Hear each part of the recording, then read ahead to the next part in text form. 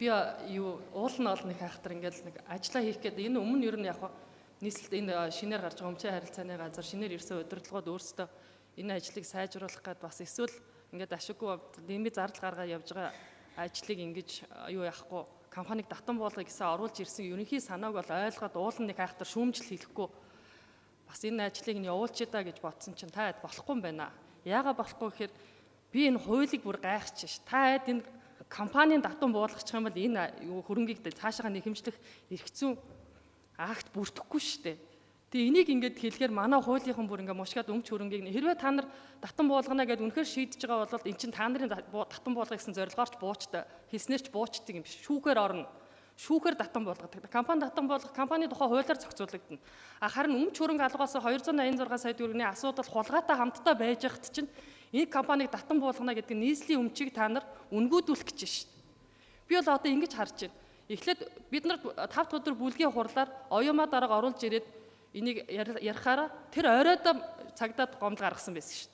Тэгээд дөнгөж тэр орой гаргасан 5 өдрийн орой гаргасан гомдлыг одоо шийдээгүй байхад нь компаниг татан буулгана гэдэг шийдвэр ер нь хурал гаргацдаг ч юм биш. Хэрвээ тэгж ярих гэж байгаа бол энийг бид нар зүгээр яг энэ нийслэлийн өмчийнхаа хувьд биш тэ компаниг татан буулгах эрх зүй үндслийг нээж өгье гэд та бид нар шийдвэр гаргах байх л та.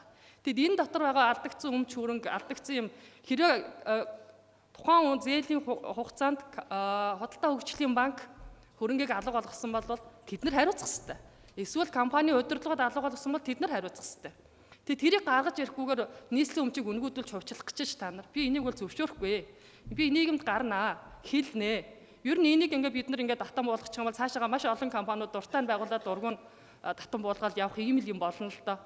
Дайрч давшуулахгүй хууль ёсны үүднээс энэ хуулийн хилцийг хууль ёсны тайлбар хийнэ гэсэн чи бүр айгүй инээдтэй юм ирж ш. Би бол одоо нэр үнэхээр гайхаж байна.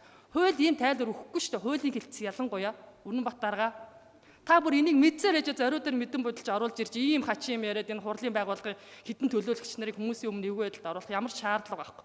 Та хамгийн сайн мэдж байгаа юм шин. Хэрвээ та нар татан буулгана гэдээ явж байгаа бол өмчийнхаа газарт энэ компанийн асуудлыг нэрцүү асуудлыг шилжүүлээд наад нэг 3 хүний цалин 136 сая төгрөгөөр хэмнэх гэж байгаа гэж байгаа юм байна.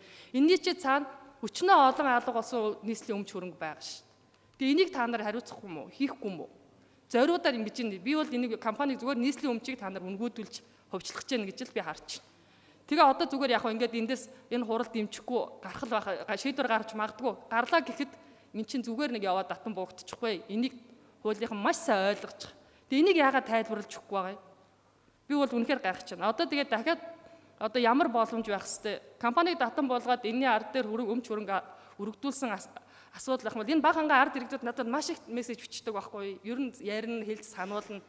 Энэ үйлдвэр чи харьцангуй залуу үйлдвэр 1994 онд байгуулагдсан ийм үйлдвэрийг зориудаар санаатаа ингэж удирдлагууд нь ингэж үнгүүдүүлж ингэж хувьчлах зам руу явж ийшүүл гэж дандаа ярьж хэлдэг. Энийг нэг ажилуулдаг юмаа гэхэд ядаж алдагдсан хөрөнгийг нь авчираад дараагийнх нь нийслэл ямар шийдвэр гаргахын тэр шийдвэрийг би одоо харж ийл гэж бодож байна. Та нар бол үнэхээр нэр гайхалт төрүүлж байна. Хүнд бас нэг шийдвэр гаргах төвшөнд бас шийдвэр гаргахдаа хуулийн ингэж мушгиж говьлж нийслэлийн төр захиргааны байгууллагын ингэж хандж байгаа төлөөлөгч нарыг ингэж эвгүй байдалд оруулж байгаа би үнэхээр өстой хүлээн зөвшөөрч чадахгүй. Би нийгэмд гарна шүү. Би та нарт тодорхой хэлье. Энэ олон юмнуудыг чи ард. Би одоо маш олон асуудал төр ч гэсэн одоо ингэж бас нэг хууль ёсныхан дагуу яваад эднэд ядаж нөгөө хууль ёсныхан дагуу тайлбараа өгчгөндөө л гэж хардаг. Тэгэхээр одоо тийм юм байхгүй. Одоо шууд бүр ингэж татан буулгана энэ шийдвэрийг гаргуулна. Тийм юм байхгүй.